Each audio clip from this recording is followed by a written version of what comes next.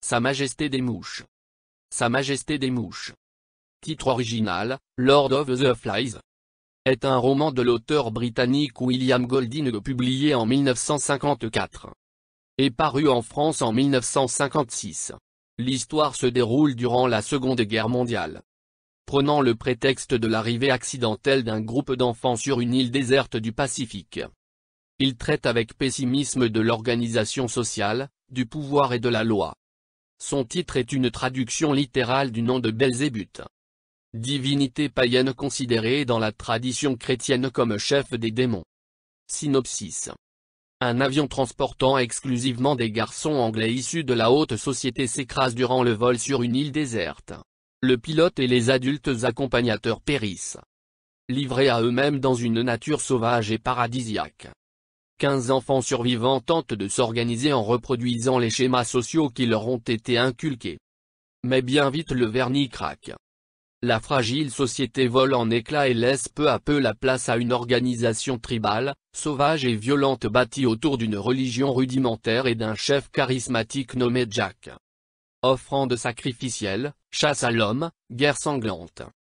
La civilisation disparaît au profit d'un retour à un état proche de l'animal que les enfants les plus fragiles ou les plus raisonnables paient de leur existence. Résumé détaillé. Un avion s'écrase sur une île. En plein océan Pacifique, avec à son bord un groupe d'écoliers anglais. Aucun adulte ne survit au crash et les enfants se trouvent livrés à eux-mêmes. Le livre commence par le rassemblement des enfants survivants sur l'île. Autour du personnage principal de l'histoire, Ralph. Qu'ils élisent tout de suite comme chef de leur tribu. Avec leurs personnalités très diverses, les enfants forment à eux tous un reflet de la société. Ralph incarne ainsi le leader, il représente certains idéaux de la société. L'ordre, la sécurité, la démocratie, l'égalité. Et il tente d'inculquer le sens des responsabilités et de la discipline au groupe, même si c'est en vain. Il trouve une conque et s'en sert pour rassembler les enfants. En soufflant dedans pour produire un son puissant. Le coquillage devient alors le symbole de leur petite démocratie. Utilisé pour organiser des meetings et distribuer des tours de parole. Contrairement aux autres enfants, Ralph met tout en œuvre pour qu'on vienne les secourir. Un deuxième personnage notable est surnommé Porcinet. Son vrai nom n'est jamais cité dans le livre. Il est le souffre-douleur du groupe, celui dont on se moque toujours. Ralph essaie souvent de détendre l'atmosphère, quand un conflit éclate. En se moquant de lui pour détourner l'attention.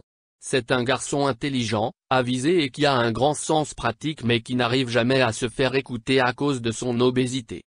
De son asthme et de sa myopie. Il réussit cependant à se rapprocher du pouvoir en se liant d'amitié avec Ralph, dont il devient très proche. Grâce à ces deux garçons, la bonne entente règne au début sur l'île. Chacun s'acquitte mollement de sa tâche. Sauf les plus petits qui passent leur journée à se gaver de fruits et à jouer sur la plage. 3 cabanes sont construites sur la plage mais elles restent branlantes et fragiles. La vie sur l'île comporte plusieurs avantages, comme l'absence d'adultes. Ce qui laisse aux enfants l'entière liberté de leurs actes, la seule autorité reconnue étant celle de Ralph.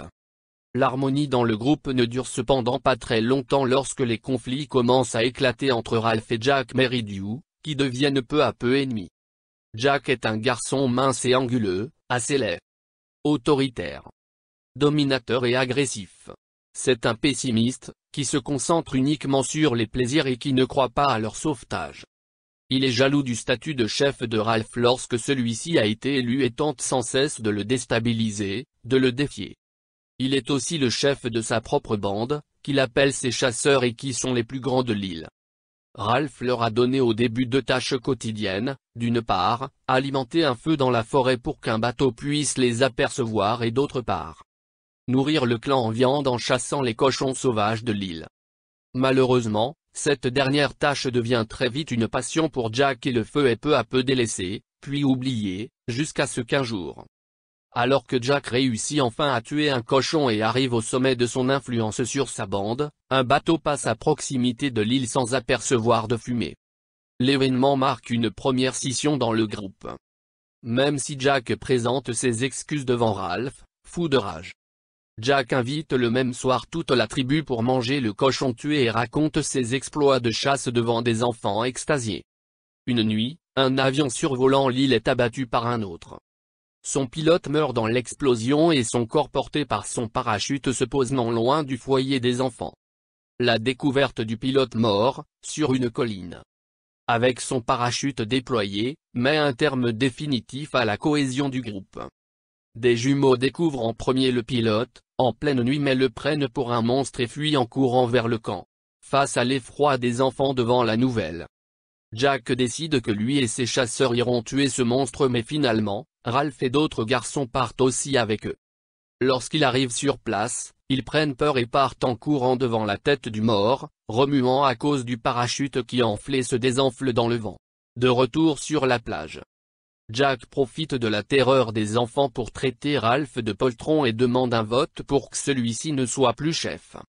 Il n'obtient cependant pas son renvoi et part, humilié, monter son propre clan. Bientôt, il ne reste plus sur la plage que Ralph, Porcinet, les deux jumeaux, les petits et Simon. Un garçon à l'air bizarre qui ne parle quasiment jamais mais qui se révèle au cours de l'histoire très sensible, franc et courageux. Celui-ci décide d'ailleurs de partir seul dans la forêt pour vérifier si le monstre existe bel et bien. Pendant ce temps, Jack et sa bande continuent de chasser le cochon sauvage. Ils réussissent à capturer une truie, que Jack égorge, vide et dépaisse devant les enfants.